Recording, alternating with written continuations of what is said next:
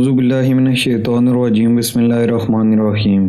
ابو جہل ذلت کے کنویں میں گر گیا۔ ابو جہل کی مٹھی میں چند کنکریاں تھیں۔ اس نے آقا دو جہاں تاجدار انبیاء فخر بنی نوع انسان جناب حضرت محمد مصطفیٰ صلی اللہ علیہ وآلہ وسلم سے دریافت کیا کہ آپ صلی اللہ علیہ وآلہ وسلم کو آسمانوں کے راز سے آگاہ کیا گیا ہے، تو بتائیے کہ میرے ہاتھ میں کیا ہے۔ آپ صلی اللہ علیہ وآلہ وسلم نے فرمایا کہ کیا میں بتاؤں یا وہ خود بتائیں جو تیرے ہاتھ میں ہے۔ ابو جہل بولا کہ آپ صلی اللہ علیہ وآلہ وسلم کی دوسری بات زیادہ انوکھی ہے۔ آپ صلی اللہ علیہ وآلہ وسلم نے فرمایا کہ اللہ تعالیٰ عز و جل ہر شے پر قادر ہے، اور تیرے ہاتھ میں پتھر کے 6 ٹکڑے ہیں، اور اب تو ان کی تسبیح سن پتھروں نے لا الہ الا اللہ محمد رسول اللہ کی تسبیح پڑھنا شروع کر دی۔ ابو جہل نے غصے میں آ کر ان پتھروں کو زمین پر دے مارا اور کہنے لگا کہ تم سے بڑا کوئی جادوگر نہیں ہے۔